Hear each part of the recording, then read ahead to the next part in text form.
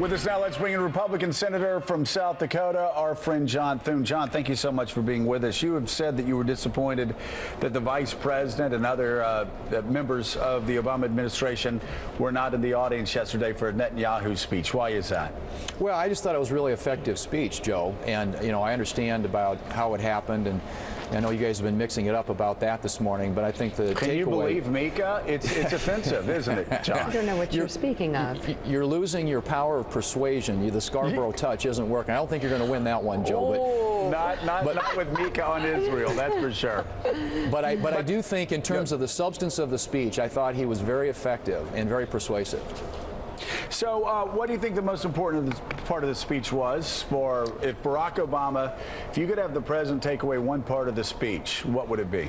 Well, I think that the danger, I mean, you got to understand where Israel is geographically, historically, surrounded by people who want to kill them. And I think just continuing to highlight that, and I thought that, you know, emphasizing that this thing, having a sunset clause in it, having a finite end to it instead of having it go into perpetuity, I thought the argument about behavioral change on the part of the regime was really important, and the activities that they're involved with in terms of terrorism, biggest sponsor of state terrorism, are very concerning factors. And I think that he reminded the American people, and hopefully the administration and certainly members of Congress, of what's at stake here. Do you think your colleagues that did not show up for the speech made a mistake?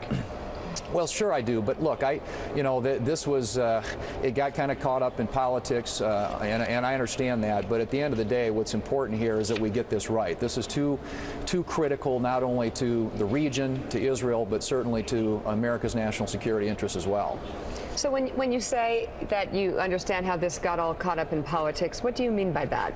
Well, you know, Mika, I think that you guys have been talking about this a lot, but I think that the timing of it, et cetera, some of the things that have been mentioned earlier, the elections coming up in Israel, obviously, but at the end of the day, it was the Prime Minister's opportunity to try and persuade American leaders and the American public about why getting a bad deal with Iran is really harmful and really dangerous to Israel and to the region.